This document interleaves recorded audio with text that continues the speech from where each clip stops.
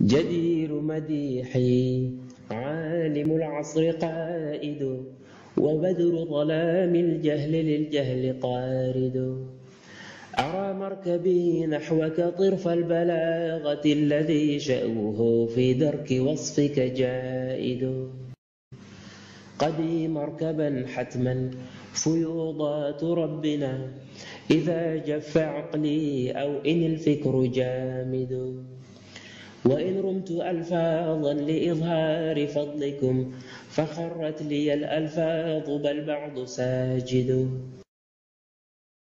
وإن رمت أوراقا أراها تنافست بذا عرفت أقلام أنك سائد مطمطم بحر العلم في قلبك السليم حتى على ظهر العلا أنت قاعد بهيم ليالي العلم صار كصبحة لتبيانكم غرا وحتى الأساعد والصلاة والسلام على أشرف المرسلين سيد الأولين والآخرين سيدنا وحبيبنا وشفيعنا ونبينا ومولانا محمد وعلى آله وصحبه أجمعين ورضي الله تبارك وتعالى عن قطب العارفين وإمام الصديقين مولانا أبي العباس أحمد بن محمد التجاني وخلفائه المهتدين وأهل طريقته الفائزين الرابحين. أما بعد، قال سيدي العلامة العارف بالله الشيخ محمد بن عبد الواحد السوسي النظيفي التجاني رضي الله تعالى عنه وأرضاه عنا به في الدرة الخريدة على الياقوتة الفريدة بالإسناد المتصل في أول الكتاب إليه ومن جوامع الأدب مما كتبه بعض العارفين إلى عمر بن عبد العزيز رحمة الله عليهما. أما بعد، فخف مما خوفك الله واحذر مما حذرك الله وخذ مما في يديك لما بين يديك فعند الموت يأتيك الخبر اليقين والسلام. انتهى إلى آخر كلامه. Donc nous étions donc toujours sur les trois vers de l'introduction et notamment sur les deux derniers vers de cette introduction où Sayyidi al-Nazifi radiyallahu ta'ala anhu warda an nabi disait usalli ala nabi wa usammi qasidati biyaqutatin faridatin fi tariqatin tijaniyatin lil khatmi wal qutbi ahmad tijani al madawi wa fasi turbati. Disait que usalli ala nabi, je fais les prières à l'endroit ou sur le prophète sallallahu alayhi wa sallam. Usami, et je nomme qasidati, mon poème, ma versification, biyaqutatin faridatin, de la perle singulière, fi tariqati, au sujet de la tariqa. Donc al-yaqutatin farida, mais je l'ai rédigé fi tariqati, au sujet de la tariqa, de la voie de lil qutbi, tijaniyatin, donc tijaniyatin qui est la voie tijaniya, et lil qutbi du pôle, hein, ou bien le khatmi du sceau, donc le sceau des saints mohammediens, wal qutbi et du pôle Ahmad Tijani. Donc le Ahmad Tijani al-Madawi, qui est Madawi, c'est-à-dire de Aïn Madi, donc ses origines, sont plutôt lieux de naissance. Wafasi, et qui est Fasi, donc qui est un habitant de Fas, donc Turbati, en ce qui concerne le lieu de sa tombe. Donc c'est quand on a parlé la fois passée, donc on s'est la fois passée on a parlé de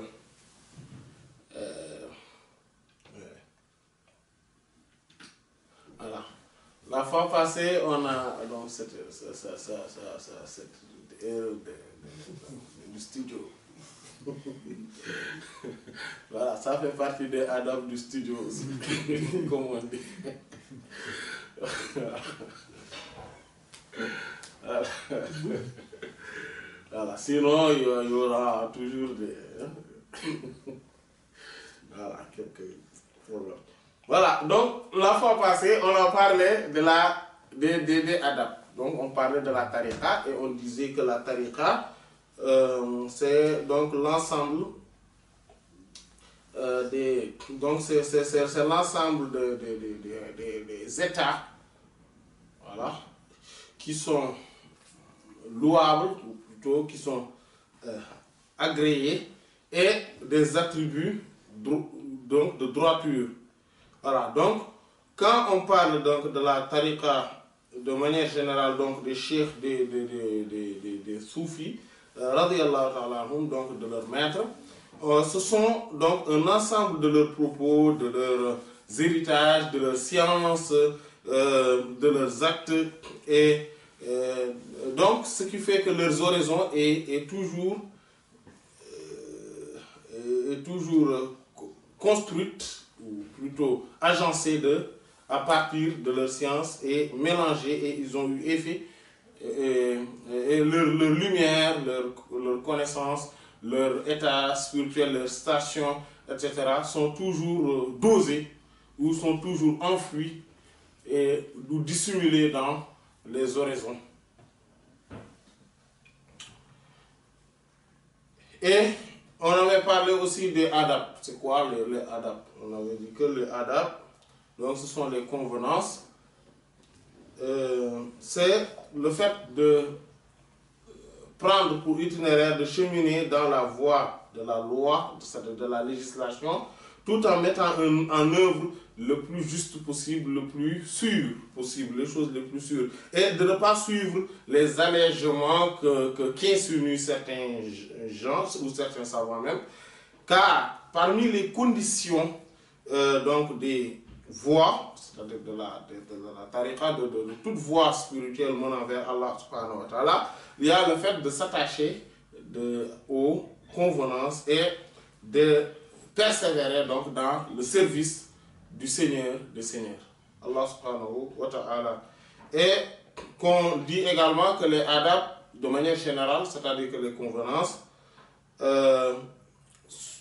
pour toute chose, il y a donc ces convenances, et pour chaque état, il y a donc ces convenances, et pour chaque station aussi, station spirituelle, il y a aussi ces convenances. Donc celui qui persévère, celui qui persévère, qui s'attache aux convenances, aux règles de bienséance, aura sûrement, ou atteindra sûrement ce qu'il cherche, sa quête.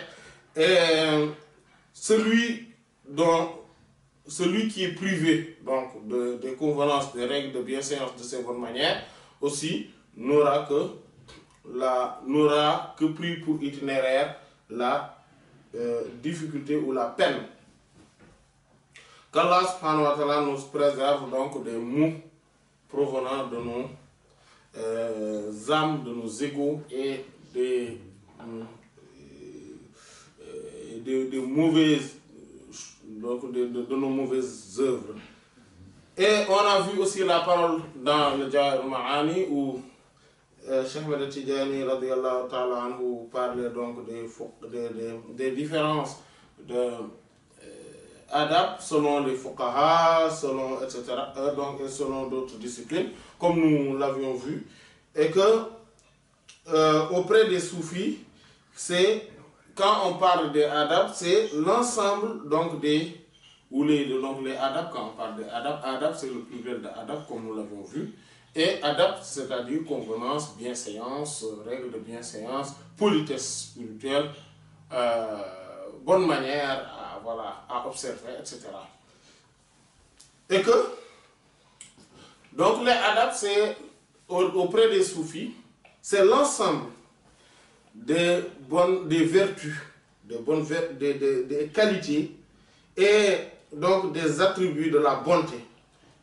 C'est tout cela qu'on appelle les adab. Et donc, c'est un qualificatif. Quand on parle de quelque chose, quand on parle d'adab, on y met l'ensemble de tous les attributs, de tous les qualificatifs, de toutes les œuvres qui sont glorieuses et donc des bons caractères et louables. Et qui sont conformes aux attributs de la servitude. C'est-à-dire que le serviteur, en tant que serviteur, doit se comporter devant son Seigneur tout en prenant en compte le fait, la grandeur, la magnificence, la sublimité de son Seigneur.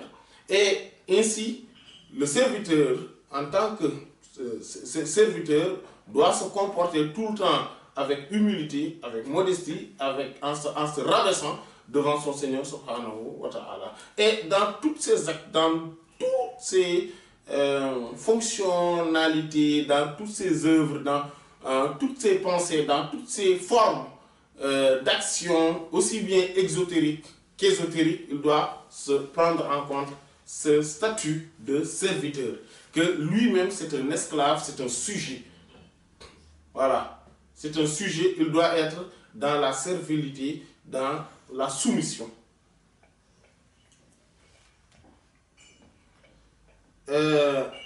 Maintenant, celui qui rassemble tout cela, c'est celui-là qu'on appelle qu'il est adib, c'est-à-dire que quelqu'un qui est éduqué, quelqu'un qui est bien éduqué ou bien élevé, comme on dit. Voilà, il est poli. Et il est poli avec Allah et il est poli avec l'envoyé d'Allah, sallallahu alayhi wa sallam. On avait rapporté également la parole de Sayyidina Hassan al-Basri, où il disait que le adab, c'est-à-dire les convenances, c'est le fait de at-tafaqquhu fi din, c'est-à-dire c'est le fait de chercher la bonne compréhension, la bonne connaissance, la bonne science dans la religion, et le fait d'être ascète vis-à-vis de ce bas monde, et de savoir les droits qu'Allah subhanahu wa ta'ala a sur toi. Donc, ces trois choses-là, ce sont les adab selon l'imam Hassan al-Basri radiyallahu ta'ala anhu. Et d'autres aussi avaient dit, donc notre parmi les connaissants avait dit que les adab, en fait, ce sont trois niveaux. C'est là où on s'était arrêté. Que donc les gens de ce bas monde ont leur adab, les gens de la religion ont leur adab, et les gens, c'est-à-dire l'élite, ont aussi leur adab. Et quant aux gens de ce bas monde, la plupart de leur adab, donc de leur convenance, de leur pour une bonne manière, c'est l'éloquence, le langage, l'éloquence, la rhétorique. Et le fait de mémoriser des sciences, et voilà, le fait de les veiller avec les rois, les poètes, les poèmes, donc, etc. Donc, c'est toutes les formes. Quand on parle d'adab chez les gens de ce bas monde, c'est tout simplement, c'est-à-dire que quand on dit que telle personne, il est bien éduqué, il est bien élevé, hein, dans ce bas monde, les gens de ce bas monde ne conçoivent qu'une partie minime de ce qu'on pouvait dire de l'éducation et du fait d'être bien élevé. Voilà. En fait, c'est tout simplement avoir le caractère des bourgeois. C'est ce qu'ils appellent eux, c'est ce qu'ils appellent être bien éduqué. C'est-à-dire avoir les convenances et de la bienséance. C'est quoi? Donc, savoir comment parler, bien parler, hein? Avoir de la rhétorique. Quand on parle, il faut être éloquent aussi. Hein? Et il faut avoir un nombre de sciences qu'il faut retenir. Voilà. Et quand on est avec les rois, on sait comment discuter avec eux et comment les convaincre pour quelque chose que ce soit. Et être doué en matière de poésie. Si quelqu'un regroupe cela, avec n'importe quel domaine, s'il est qualifié dans un autre domaine, voilà, de ce bas monde, on dit qu'il est bien élevé, qu'il est bien éduqué. Maintenant, les gens de la religion, eux, la plupart de leurs convenances, c'est donc le fait d'exercer leur ego, donc de les exercer dans la bonté, dans la droiture, et le fait d'éduquer les autres membres du corps, c'est-à-dire pour qu'il soit correct, pour qu'il se tienne correctement. Et donc le fait de préserver, de sauvegarder les limites, les frontières à ne pas dépasser donc dans la religion, l'abandon des passions également fait partie des convenances selon les gens de la religion. Donc il y a cet ensemble-là qu'ils disent. Voilà. C'est pour cela que donc quelqu'un qui est dans la religion et qu'on dit que oui, lui vraiment il est bien éduqué, etc., cela veut dire tout cela. Cela veut dire le fait donc de pouvoir contrôler son ego, voilà, de ne pas laisser son ego nous dominer, le dominer, le fait d'éduquer les membres du corps physique là, dans la bonne pratique, donc pour être dans une bonne pratique religieuse également, parce qu'il ne faudrait pas aussi faire du tout et n'importe quoi.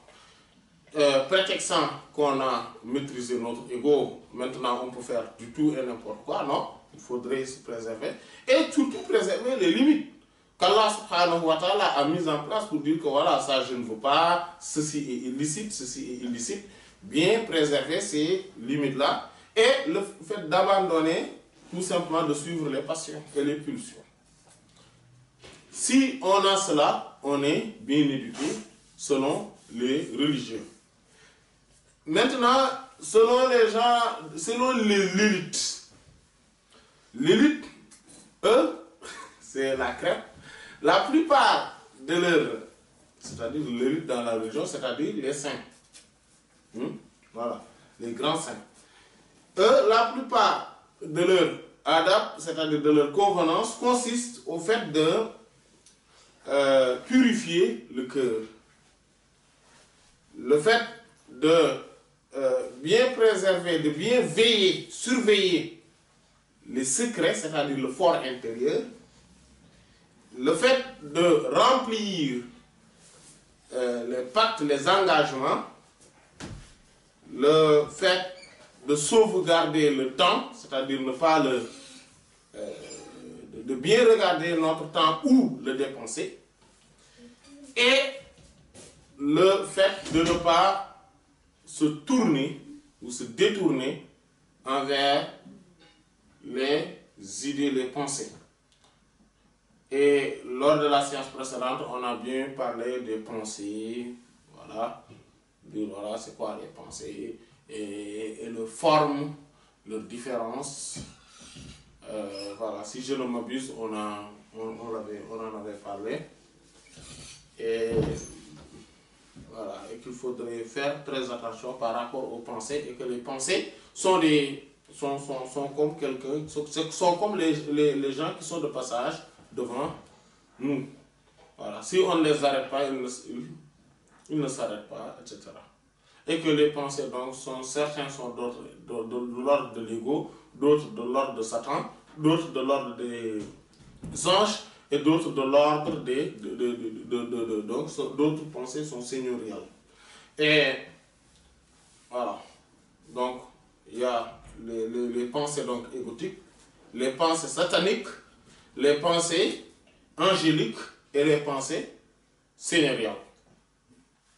Nafsaniya, Shaytaniya, Malakiya et Rabbaniya. Ce sont les khawatir. Et ils sont au nombre de 70 000 chaque jour. C'est comme le Bayt al-Ma'mour. Le Bayt al-Ma'mour, il y a 70 000 anges qui passent tous les jours. Chaque jour, et quiconque vient ne revient plus. Ils font le tour du Bayt al-Ma'mour. Voilà. Et c'est pour cela que les pensées également sont au nombre de 70 000 et ils viennent au cœur. Chaque jour. On avait parlé donc lors de la séance précédente de la différence entre les intentions, ceux qui sont, c'est-à-dire la différence, les niveaux, c'est-à-dire que des pensées, de la pensée, de l'idée, voilà, une idée qui vient comme ça, une pensée qui vient comme ça, jusqu'à l'acte. Voilà, il y a des différences, il y a des étapes. Voilà. Et quelles sont les étapes qu'on rétribue et quelles sont les étapes qu'on sanctionne positivement ou négativement. Là aussi, on en avait parlé lors de la séance précédente. Alhamdulillah.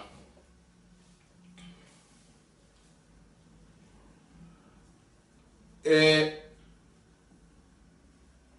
Waqila.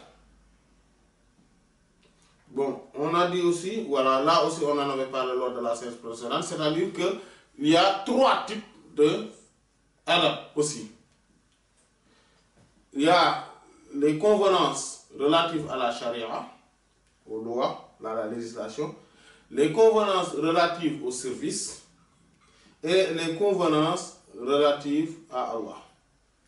Quant aux convenances, règles de bienséance et bonne manière relatives aux lois à la législation, c'est le fait tout simplement de respecter ce qui est mentionné. C'est-à-dire, voilà, ce qui est tracé dans la loi, c'est ça, c'est ceci, c'est ce qu'Allah veut. C'est-à-dire, quand il dit qu'il faut faire la prière, il faut le faire. Il faut le faire dans son heure, il faut le faire dans son heure, il ne faut pas sortir de l'heure. Voilà, des horaires prescrits. Il faut le faire, il faut jeûner le ramadan, on jeûne. Il ne faut pas voler, il ne faudrait pas voler. On n'assassine pas, on ne tue pas, on ne tue pas. Voilà, etc. Et ce sont des lois qui sont bien décrites, bien tracées, bien mises en place. Il y en a certes des divergences sur certaines questions, mais il y a un grand socle dont les savants sont quand même tout à fait d'accord. Il y a l'unanimité des savants, il y a le consensus communautaire là-dessus. Quant aux convenances relatives au service, c'est le fait de s'atteindre au point de ne pas le voir, de ne pas voir ce qu'on est en train de faire dans le chantier, dans le sentier d'Allah, de son prophète sallallahu alayhi wa sallam et de son maître. C'est-à-dire son maître, le cheikh. Voilà. On ne le voit pas. Tout en exagérant dans cela. C'est-à-dire, on est dans le service, on œuvre, on exagère même dans les faits, le fait de faire, d'œuvrer dans le service, mais en même temps, on s'annule, c'est-à-dire qu'on s'éteint, on s'annihile, on ne le voit pas. Voilà. Bien évidemment, les autres vont voir que voilà, toi tu es en train de bien vraiment ou de fournir beaucoup d'efforts, etc. pour adorer Allah subhanahu wa ta'ala, pour être dans le service d'Allah, du prophète sallallahu alayhi wa sallam, du cheikh, etc. Être dans la... Vraiment, tu fais un travail formidable, etc. Tout cela, mais toi, tu ne dois pas le voir. Et c'est ça les convenances. Voilà. Parce que celui qui se voit n'est pas encore arrivé. Pourquoi? Parce que dans la hadara, dans la présence d'Allah subhanahu wa ta'ala, personne ne se voit plus. C'est-à-dire, dans le sens où tout le monde s'éteint. Dans le sens où il n'y a que le terme La ilaha illallah ou Allah, Allah, Allah, Allah. La hadara, c'est ça. C'est pour ça d'ailleurs, la hadara du vendredi, on dit que ça. La ilaha illallah ou Allah, Allah, Allah. Il n'y a aucune divinité à part Allah. C'est-à-dire que il n'y a pas d'acteur réel à part Allah. Il n'y a que Allah qui est l'acteur. C'est-à-dire dans la hadara, il n'y a qu'un seul sujet pour tous les verbes, c'est Allah. Et que tout le monde est quoi? Complément. Tout le monde est complément. Maintenant, il faut voir d'objet direct, d'objet indirect, etc. Quoi. Mais tout le monde est complément. Voilà. Il n'y a qu'un seul sujet. C'est le seul acteur, Allah. C'est pour cela que quiconque voit que lui-même il est en train de faire, mais machallah, je suis quand même, hein, voilà, quand même, alhamdulillah, je suis en train de... Hein, c'est parce qu'il n'est pas dans la hadara. Quand on est dans la hadara, on ne se voit plus.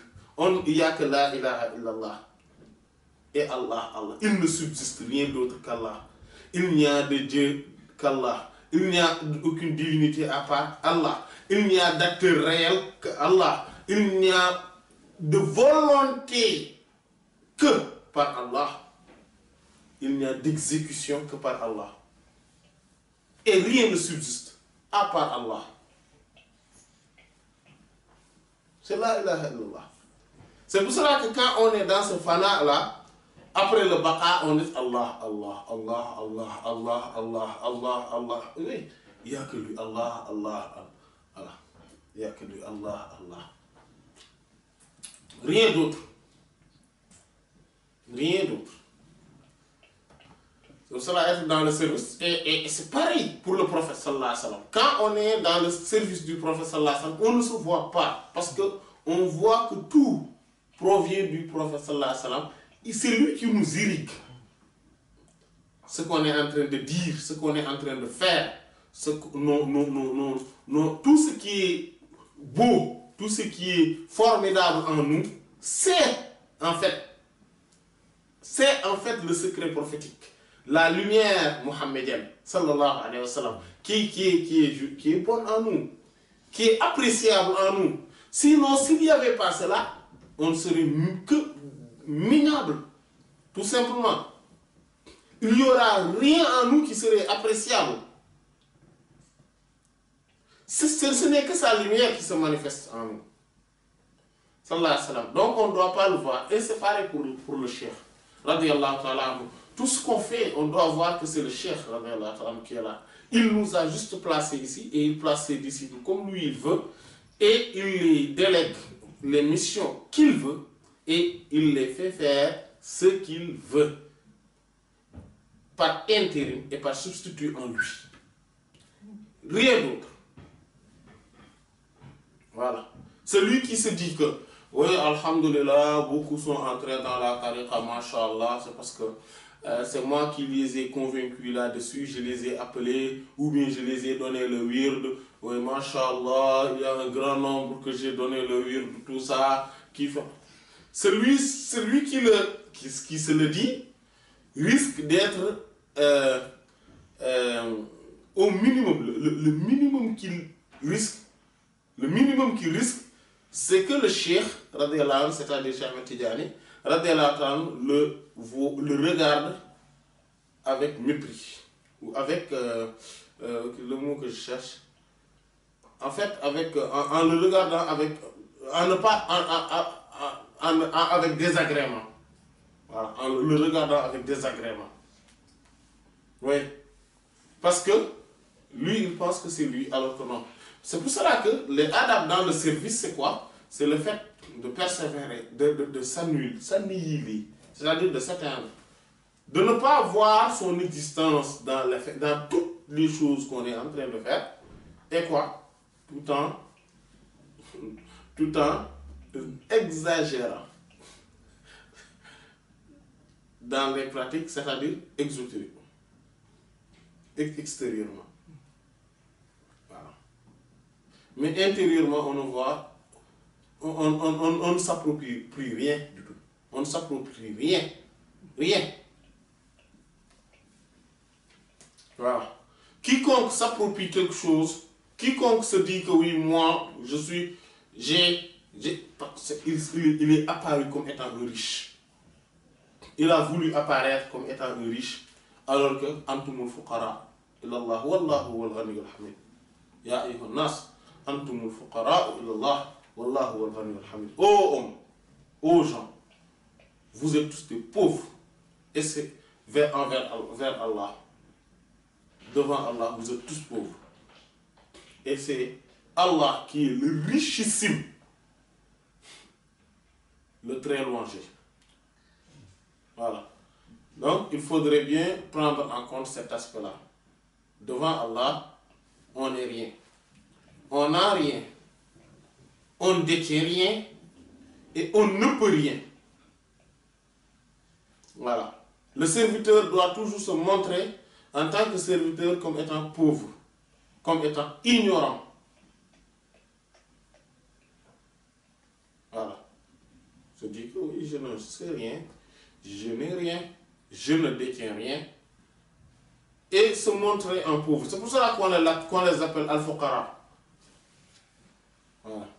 D'ailleurs, le raïa de Al-Qutb Abu Madian, radiyallahu ta'ala, il a commencé par cela, c'est le cheikh de Sayyid Muhyiddin ibn Arabi, radiyallahu ta'ala. Ma lazzatul aïcha illa sahbatul fuqara. Il n'y a pas de lazza, les délices de la vie, le plaisir de vivre, à part le fait d'être en compagnie de ces fuqara, c'est-à-dire les pauvres. Les pauvres qui? Ça ne veut pas dire qu'on est pauvre matériellement, mais cela veut dire qu'on est pauvre dans son aspect de serviteur. Tout en étant serviteur, il se montre comme étant des pauvres. Il ne réclame rien, mais rien. Il ne prétendent à rien. Ils ne prétendent détenir quoi que ce soit. Que des serviteurs. Que de pauvres serviteurs. Et ceux qui se montrent en disant ou en montrant publiquement leur grandeur ou leurs acquisitions spirituelles ou quoi que ce soit, se sont montrés comme étant des riches et non comme étant des pauvres. Alors que on doit se montrer tout simplement comme étant un pauvre. Maintenant, cela arrive à certains saints d'être dans un état où ils louent Allah.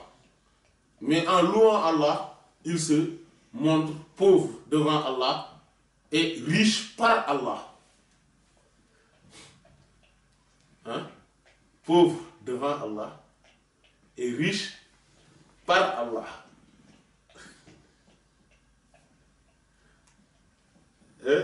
C'est subtil. Voilà. Et dans cette hadara, dans cette martaba, Allah dit au prophète sallallahu alayhi wa sallam, amma bi ni'mati rabbika fahaddis. Quant au bienfait de ton Seigneur, quant aux délices, jouissances, munificence de ton Seigneur, parle-en. Et que le prophète lui-même dit, sallallahu alayhi wa sallam, qu'Allah aime dans le serviteur, c'est-à-dire en le serviteur, que si lui fait des bienfaits, il lui donne des bienfaits, que cela apparaisse en lui. C'est pour cela qu'il se considère comme étant riche par Allah, mais pauvre devant Allah. Et qu'il préfère, pour l'écrasante majorité de son temps, de montrer sa pauvreté, sa servilité, sa servitude, son rabaissement, etc. Mais pas sa richesse.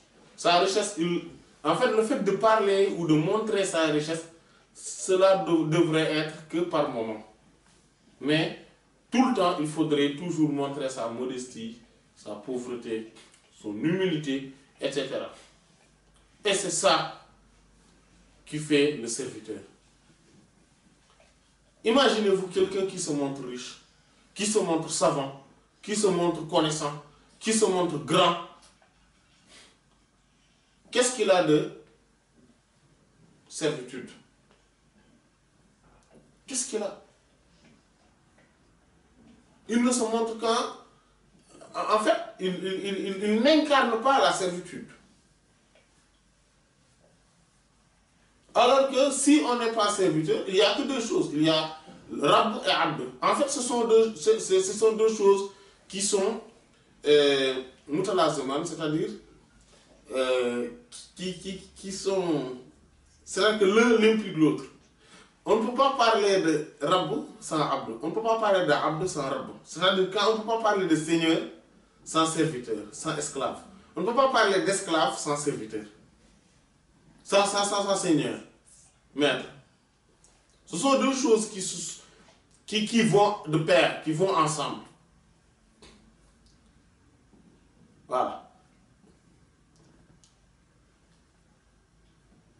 C'est important. Parce que c'est pour cela que, pour maintenant s'éteindre, il faudrait toujours être un serviteur. Et là, il y a le Seigneur qui est là. Mais quand on ne se montre pas comme étant serviteur, nous aussi on veut montrer notre existence. En fait, c'est une forme de dénigrer l'absoluité de l'existence du Seigneur.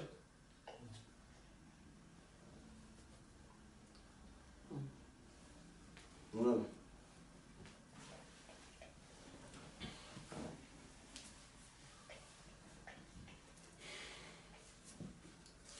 Et donc le adab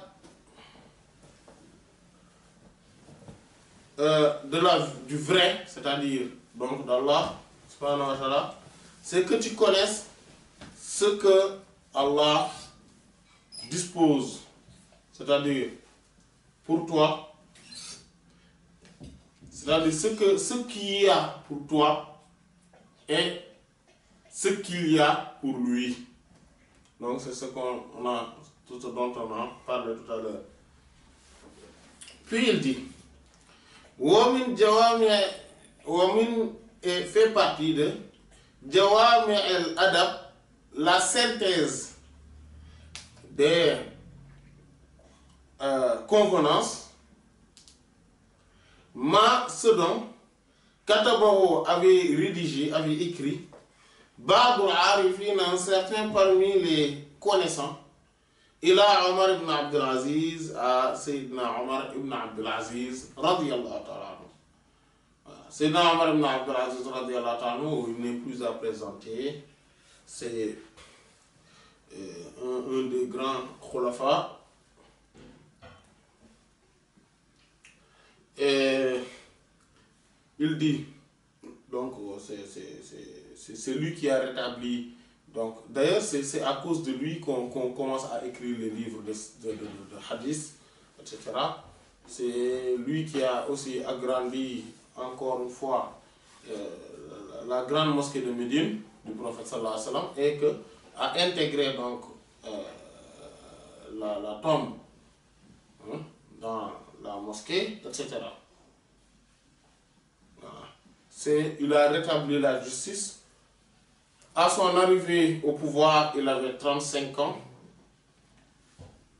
Et il a établi, il a rétabli la justice. Et en ce moment-là, c'est-à-dire quand il prenait le pouvoir, il y avait une injustice totale dans le monde musulman. Les rois faisaient comme bon les semblait. C'est comme à notre époque, ou même pire. C'était même pire encore. Parce que là, voilà. Il y avait beaucoup de désordre. Les pratiques religieuses commençaient à baisser, en tout cas sur certaines choses. Il y avait beaucoup de, voilà, il y avait beaucoup de problèmes. L'économie était à bas. Voilà. Une très grande crise économique. Et lui, quand il est revenu, il a pu rétablir la justice. Il a pu inciter aux gens dans chaque contrée, dans chaque lieu, d'avoir donc là où on apprend donc, les hadiths, etc., la science, et donc demander qu'on rédige les livres de hadiths pour que cela ne se perde pas au fur des générations. Il a demandé, voilà, de telle sorte que la crise économique, il l'a supprimée, il a tout simplement éradiqué cette crise, de telle sorte que dans le monde musulman, on n'avait plus personne à qui donner la zakat, parce que tout le monde est devenu riche, etc.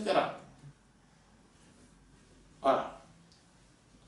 Et tout cela, il l'a fait en moins de 2 ans.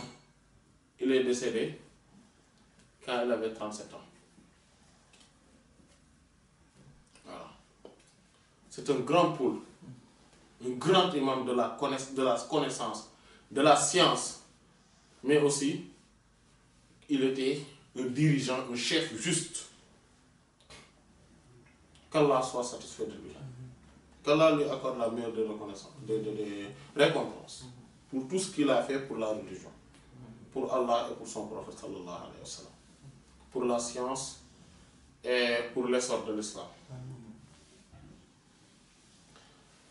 Donc un des connaissants, parce que lui aussi il avait une chose extraordinaire, il fréquentait beaucoup de savants. Ce n'est pas un roi qui se limite, qui ne se préoccupait que des choses de ce bas monde. Non, c'était un dirigeant politique, mais il fréquentait beaucoup de savants. Il demandait beaucoup de grands savants qu'ils viennent, voilà, donc comme l'imam Az-Zuhri, etc., voilà, qui venaient donc dans son cours et discuter avec lui, il lui donnait des conseils, voilà, il fréquentait beaucoup les savants et les connaissants. Et donc un des connaissants lui avait écrit une lettre. Il lui a dit Amma ba'd, ceci dit. C'est-à-dire après la basmala, alhamdulillah, salatu ala nabi, il dit ceci dit. Fakhif et peur, mimma de ce dont khawwafakallahu, Allah t'a peur. C'est-à-dire Allah te demande d'avoir peur de quelque chose. Il te dit des choses qui te font peur. Ne te montre pas solide devant cela. Et peur quand Allah subhanahu wa ta'ala te fait peur. Wahzar, et éloigne-toi. Fais attention. Même de ce dont Hazzarakallah, Allah te demande de faire attention. Tu dis fais attention, fais gaffe. Wahouz, et prends, même de ce dont fi yadayka, qui est entre tes mains, lima, pour ce dont bayna yadayka est devant toi. C'est-à-dire, ce dont tu as là devant toi, tu as là avec toi, entre tes mains, tu as les possibilités, tu as les moyens de faire ça, quelque chose que ce soit, fais-le aujourd'hui pour demain.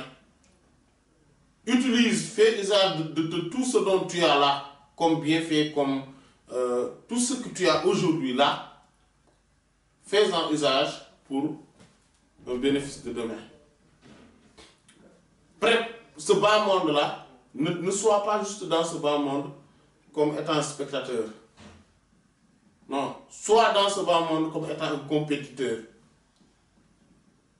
Ne sois pas tout simplement un supporter. Hein? Ce n'est pas digne d'un doué de raison. Mais sois un compétiteur pour avoir des trophées devant Allah subhanahu wa ta'ala. Voilà. Fa'inda al-maut, car auprès de la mort, yatika te viendra al-khabarul yaqin, la vraie information. C'est la vraie certitude. Donc, wassalam. Voilà. Wassalam, comment on dit? C'est-à-dire, c'est fini. Wassalam. Voilà. Voilà. Le wassalam là, c'est le wassalam des savants. Voilà. Parce que les savants, quand ils disent, après à la fin, ils disent wassalam, ils veulent dire tout simplement, après, bon voilà, et c'est fini, maintenant, on ne souhaite que la paix. Voilà. C'est pour dire que voilà, maintenant c'est fini. On ne souhaite que la paix et que tout se passe, voilà, comme on l'aurait voulu. En paix. Voilà. Alors que, en tout cas, les Wolof, quand ils disent quelque chose, ils disent wassalam. C'est pour te dire qu'ils n'étaient pas contents de ce qu'ils disaient. Voilà, il y a ça, voilà. Moi je te dis ça, maintenant, wassalam. Voilà. Non, on parle de wassalam, c'est wassalam, là, c'est pour les savants. Donc ce n'est pas, c'est pas une réprimande en fait. Voilà, donc, il dit que, Sayyidina Nazif radiyallahu ta'ala dit que, donc, parmi la synthèse donc, des convenances, il y a ceci. Il y a cette parole-là, et peur de ce dont Allah subhanahu wa ta'ala te fait, et fais attention à ce dont Allah subhanahu wa ta'ala dit de faire attention. Ce dont tu disposes aujourd'hui, œuvre-en pour demain, et sache que auprès de la mort, tu auras la certitude, la vraie information, la bonne vérité. Voilà. Seulement puis, intaha, c'est là où s'était arrêtée la lettre. Seulement puis, Kataba, il a écrit, il a rédigé ilayhi, donc à lui, Aïdan encore, en lui disant Amma ba'd, ceci dit, c'est-à-dire après ceci, voilà. Fa inna, en fait, al-hawla, l'effroi, la frayeur, l'atrocité, a'zam est encore plus grand. Wal umur, et les choses al-mufza'at, effrayantes, amamaka sont devant toi. C'est-à-dire que ne considère pas les choses comme simples ou trop simples. Non, dis-toi que il y a une grande frayeur, une atrocité qui est encore beaucoup plus grande qu'on puisse l'imaginer devant. Les choses sont là devant nous et elles sont effroyables. Elles sont effroyables. Wala Bouddha, et il est impératif là pour toi, mim mushahadati, du témoignage du zalika de cela. C'est-à-dire, tu es obligé à être confronté avec cela. Le jour de la résurrection va venir. Il y aura de grands événements.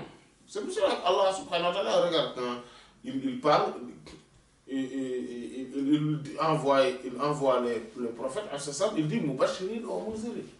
C'est pour annoncer pour être annonciateur de bonnes nouvelles, mais aussi étant prêcheur, avertisseur. Oui. Il a dit que je t'ai envoyé au prophète sallallahu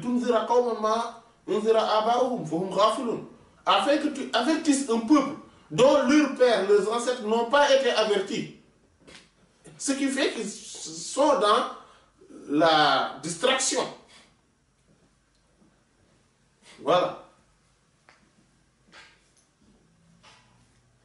Et tous les prophètes, si on regarde, inni lakum nazirun mubin. Inni lakum. Voilà, nazirun mubin. En fait, c'est ça. Allah, le prophète sallallahu alayhi wa sallam a dit, innama ana munzir. Wama min ilahin illallah. C'est ça. Ils sont venus là pour dire que non. Je suis là, on est là pour avertir. Donc les choses sont beaucoup plus dangereuses qu'on puisse l'entendre. C'est des choses très graves. Si Allah subhanahu wa ta'ala envoie les prophètes pour qu'ils avertissent le peuple, le grand peuple, du jour de la résurrection, celui qui ne prend pas en compte cela, mais c'est parce qu'il n'a rien compris. Celui qui pense que, oui, de toute façon, penser du jour de la résurrection, du paradis, de l'enfer, tout ça, c'est pas bon, oui, de la tombe, tout ça, c'est pas problématique. Mais c'est parce qu'il n'a, mais strictement, mais rien compris. Les prophètes, eux-mêmes, se préparent pour ce jour, se préparent pour après la mort. Voilà. Cela n'empêche pas qu'on le fait que pour Allah, qu'on adore que Allah. Mais sachez qu'il faudrait savoir et tenir en compte le fait que c'est ici même qu'on peut faire quelque chose. Quand on agit ici, dans ce bas monde. Après, c'est fini. Le jour où on décède, c'est fini. Toutes les opportunités à saisir, c'est maintenant.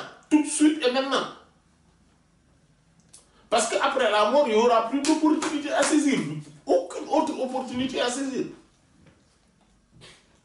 Si on demande de profiter de ce bas monde, c'est qu'il faudrait profiter donc de notre jeunesse, de ce bas monde, etc.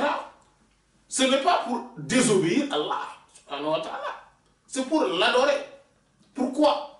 Parce que les choses sont éminentes. Elles sont éminentes. On ne sait même pas quand est-ce que cela va venir. Cela peut venir aujourd'hui, demain, après-demain. Cela peut venir dans 100 ans, dans 1000 ans. Allah sait combien de temps on va vivre. Mais on n'est pas assuré de vivre la seconde qui va suivre. Comme Sayyidina Abdullah ibn Umar radiyallahu ta'ala anhuma disait, quelqu'un lui dit que moi, à chaque fois que je me réveille, je me dis que peut-être que je ne vais pas passer la journée. Je pense à la mort. Et le soir, je me dis que peut-être que le lendemain matin ne me trouvera pas ici. Je pense à la mort. Il lui dit, mais donc toi, la mort te surprendra. La mort va te surprendre. Parce que si tu te dis que aujourd'hui, il se pourrait que je ne vais pas passer la nuit, je vais mourir avant la nuit, c'est parce que tu as laissé beaucoup de temps pour que les choses puissent se passer. Il faudrait y penser en permanence. Et après la mort, ce n'est pas des rigolades. Hein? Il n'y a pas. C'est des événements. Mais regardons le Coran. Regardons le Coran. 6236 versets.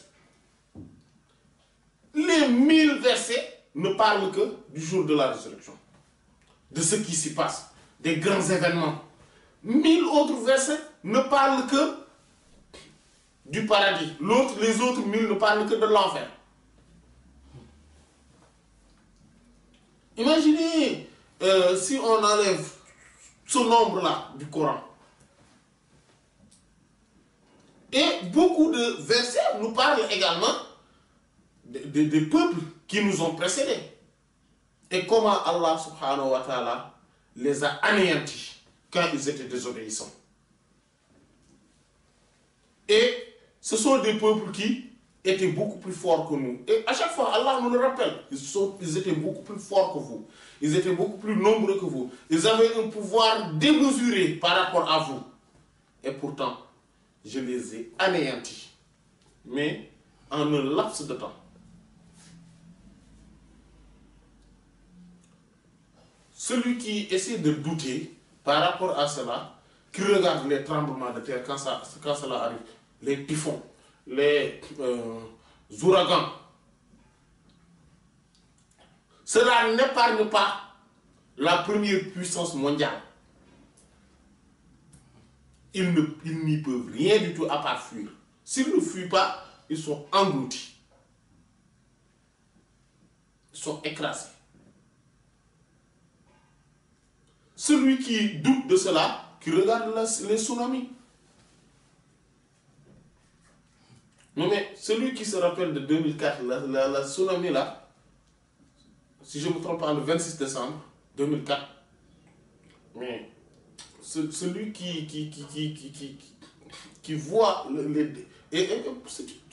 regardez, c'est un tremblement de terre, ou plutôt un glissement, voilà, de terrain de 1,50 m qui a provoqué tout cela.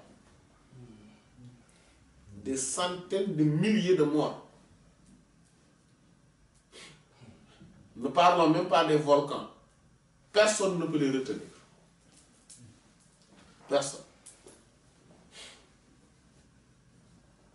Donc, si Allah subhanahu wa ta'ala nous montre ça, et le jour de la résurrection, la nature, comme on dit, la nature, on voit tout ça, ce sont des phénomènes naturels.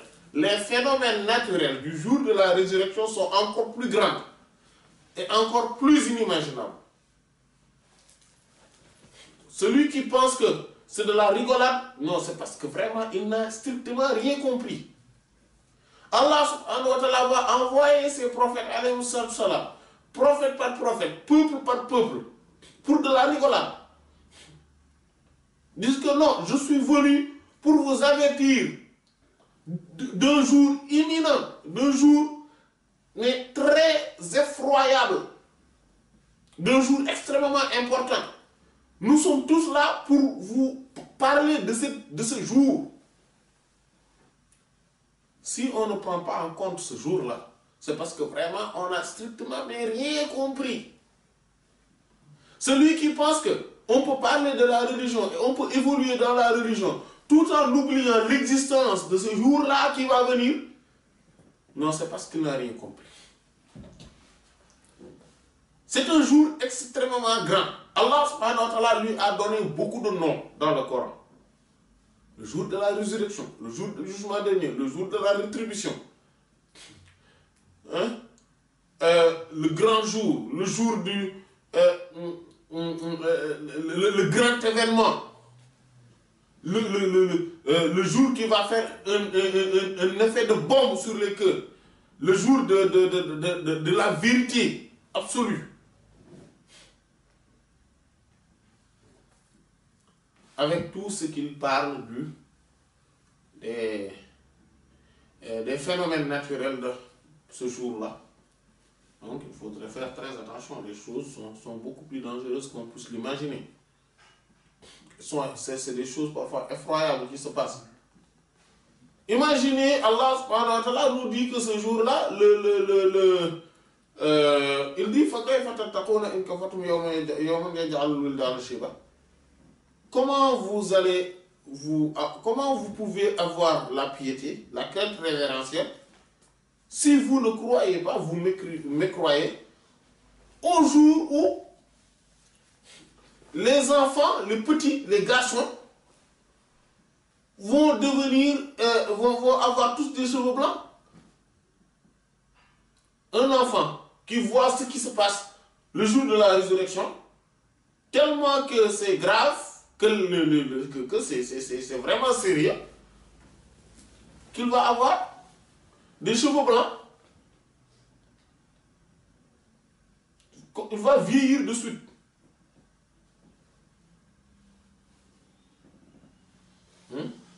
Cela est arrivé à... c'est la femme de Louis XVI, Marie-Antoinette. Hein? Marie-Antoinette. Oui, Marie-Antoinette. Oui, quand on lui avait dit que voilà, c'est demain matin qu'on va te mettre la guillotine, voilà, donc pour t'exécuter, dans sa cellule, on l'a mis pendant la nuit. Le lendemain matin, on l'a vu avec des cheveux blancs. Elle a vieilli de suite, par peur. C'est-à-dire que c'est un phénomène en fait, causé par la peur, le fait de vieillir de suite. Le jour de la résurrection, ce sont les enfants, les petits-enfants. Imagine l'enfant qui n'a pas de péché. Lui, il n'a pas de péché, hein. Il n'a rien fait de mal. Il n'a jamais rien. Il n'est pas, on lui demandera même pas compte. Il n'est pas considéré par beaucoup de choses, par beaucoup de procès. Ce jour-là, il va voir ce qui va se passer. Il deviendra vieux de suite. Et celui qui est devenu adulte, lui, et pense que ce n'est pas grave, il ne faut pas trop y penser, il ne faut pas donner beaucoup d'importance, c'est parce qu'il n'a strictement, mais vraiment, mais rien compris.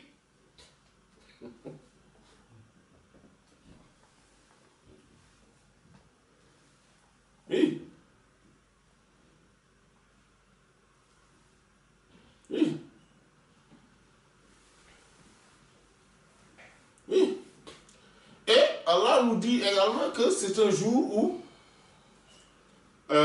celui qui est celui qui a celle qui allait de suite va se débarrasser de son bébé. Et par peur, celle qui est enceinte, même dans les débuts, va aussitôt avorter. Et tu verras les gens comme étant ivres. En réalité, ils ne sont pas ivres.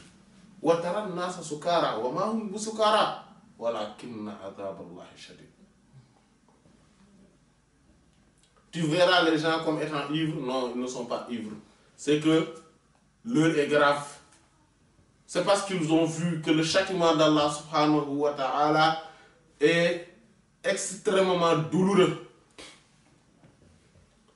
Celui qui pense que c'est pas grave, ce n'est pas trop important. Bon, de toute façon, c'est pas grave. On est sauvé, il n'y a pas de souci. On n'a rien à craindre. Oui, bon, faut pas trop avoir peur aussi, hein, mais bon. Mais vous pensez que le prophète sallallahu alayhi wa sallam va pleurer pour des choses qui sont... Lui qui est même l'incarnation de la sécurité. S'il a peur, quand il priait, le prophète sallallahu alayhi wa sallam, quand il faisait sa prière, son cœur battait. Comme la marmite qui bouille. La marmite là en ébullition. On entendait son cœur faire cela. Et on pense que c'est pour zéro. Il le faisait juste parce que pour rien du tout. Pour aucune cause, juste que parce qu'il a peur. On voit que les compagnons, les prophètes, ils avaient peur, ils pleuraient. On pense que c'est parce qu'ils veulent juste pleurer. Ils ont beaucoup de larmes, tout simplement. Non. C'est parce que les choses sont graves. Eh bien oui. Eh bien oui. Quand on va dans un lieu où il y a beaucoup de... Il y a atrocités qui viennent de se passer. Par exemple, la guerre, un tremblement de terre, des attentats, etc. On voit les gens pleurer, apeurer, etc. Il ne faut pas être juste derrière l'écran, tout simplement en regardant, en disant que oui, regarde lui, il pleure, et regarde celle-là. Non. C'est parce que elle est en train de vivre, cette personne-là est en train de vivre quelque chose de très effroyable, de très grave. C'est que les choses sont graves.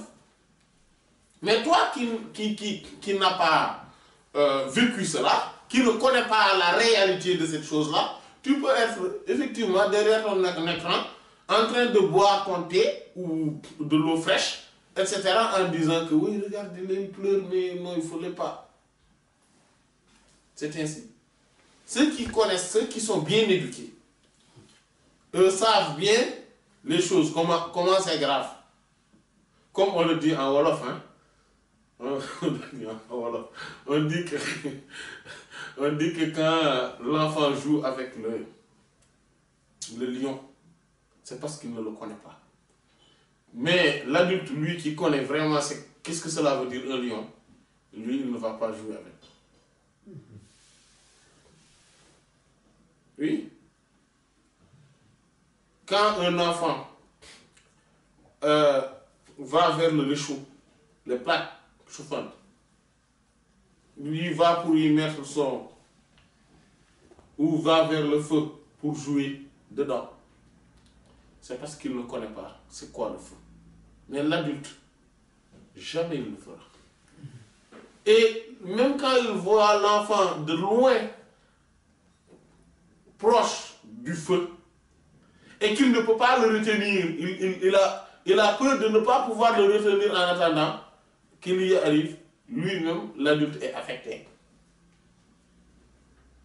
Et quand on voit son enfant, et qu'on soit au 5e, au 20e, au 17e étage, on voit son enfant qui escalade la fenêtre.